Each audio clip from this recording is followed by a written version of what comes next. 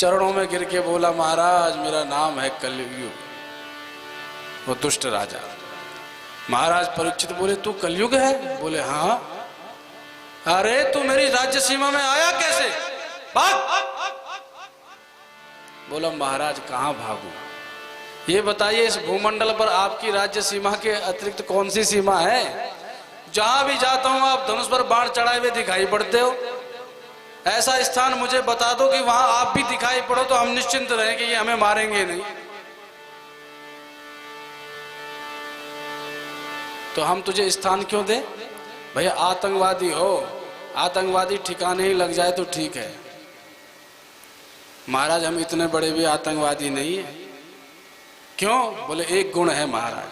क्या? कल युग केवल नाम आधारा, कल युग केवल नाम आधारा, कल युग केवल नाम आधारा, कल युग केवल नाम आधारा। सुमिर सुमिर नर उतरहि पारा, सुमिर सुमिर नर उतरहि पारा।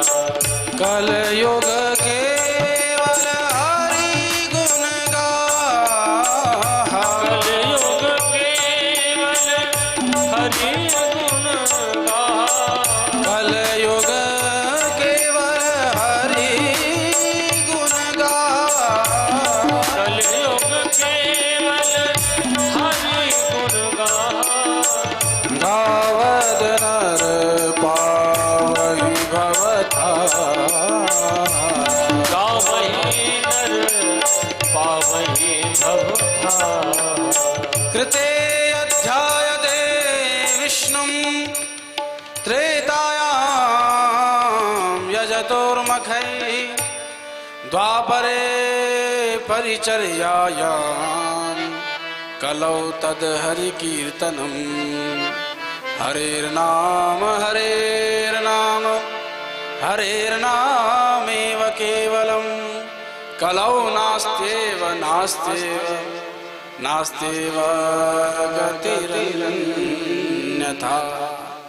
महाराज मेरी ये विशेषता है कि बस नाम स्मरण करते चलो, नाम जपते रहो और हरि से मिलते रहो। जिस हरि से मिलना बड़ा कठिन है। कुछ करने की आवश्यकता नहीं, बस नाम जपो। कोई मर्यादा नहीं, कोई नियमावली नहीं। भाई पूजा में बैठो तो शुद्ध होके बैठना पड़ता है, बड़ा शरीर का ध्यान रखना पड़ता है, नियम संयम का। अब नाम तो बाबा जी लेट के लें, बैठ के लें, उठते लें, खाते लें, पीते लें, जाते लें। कोई पवित्रता का ध्यान रखने की भी आवश्यकता नहीं। पर नाम लेते रहो और जो नाम लेगा निश्चित ही भगवान को प्राप्त होगा। ये महिमा है। अरे भैया तेरे अंदर गुण तो बड़ा अच्छा है। अरे जिन परब्रह्म परमात्मा को प्राप्त करने के लिए बड़े बड़े योगी न जाने कितने युगों तक निरंतर गिरी कंदराओं में बैठ करके योगाभ्यास करते हैं, तब जाके एक झलक मिलती है। उसको तो बस नाम के सहारे प्राप्त करा रहा है। तो ये तो तूने बड़े भारी सेल लगा रखा है। ये डिस्काउंट ऑफर तेरा ठीक है भैया, हमें अच्छा लगा। चलो हम तुझ पर रीझ गए, स्थान मांग। बोले महाराज आप भाई स्थान दे दो। तो 4 स्थान दिए। अभ्यर्थितस्तदा तस्मै स्थानानि कलये ददौ, द्यूतं पानं स्त्रियः सूना, यत्रा धर्मश्चतुर्विधः। 4 स्थान दिए। द्यूतम पानम स्त्रियः सूना, द्यूत जहां जुआ खेला जाए, पानम जहां मद्यपान हो, तीसरा स्त्रियः जहां स्त्रियों के साथ रमण हो, जो व्यभिचारिणी रहती है या व्यभिचार व्यक्ति होते हैं वहां की बात है। स्त्रियः सूना, और जहां हिंसा हो, निरापराध जानवरों की हिंसा हो, इन 4 स्थानों पर तुम रहो। बोले महाराज ये क्या दे दिया आपने, हमारे घर में कोई मेहमान आएगा हम यहाँ बिठाएंगे उनको। अरे एक तो अच्छा वाला कमरा दो, जिस कमरे में आने पर हम भी आहा समय भी लगे बैकुंठ में आ गए, फिर आपको भी कोई टेंशन नहीं, हमें भी टेंशन नहीं। भैया घर में हमारे भले ही 10 कमरे हों, पर एक कमरा ऐसा होता है जो 24 घंटे चमकता रहता है, जिसमें कोई भी आए कभी भी आए महाराज आहा ठीक है। और अन्य कमरों में चले जाओ तो महाराज देखने की भी स्थिति नहीं होती, कहीं कुछ टंगा पड़ा है, कहीं कुछ टंगा पड़ा है, कहीं कुछ बिखरा पड़ा है। आदमी रहते कि जानवर, और एक कमरा ऐसा होगा जगमगाता, भैया बढ़िया। तो हमें भी एक अच्छा कमरा दो। तो बोले अब तू ही मांग, तेरे गुण पर हम रीझ चुके हैं।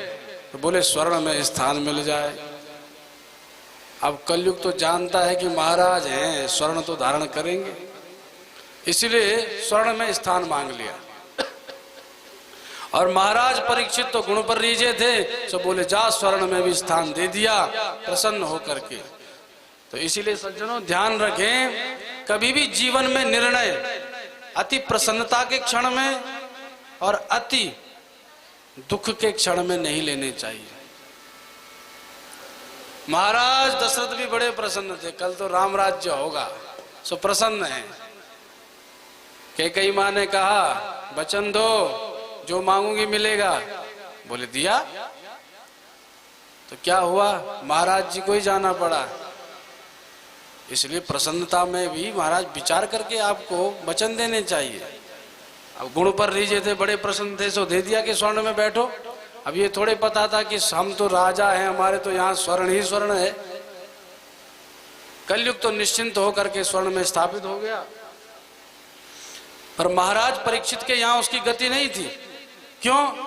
क्योंकि महाराज परीक्षित के जीवन का एक ही नियम था, जो भी आए उसको पहले प्रभु को अर्पित करते हैं और तब स्वयं धारण करते हैं।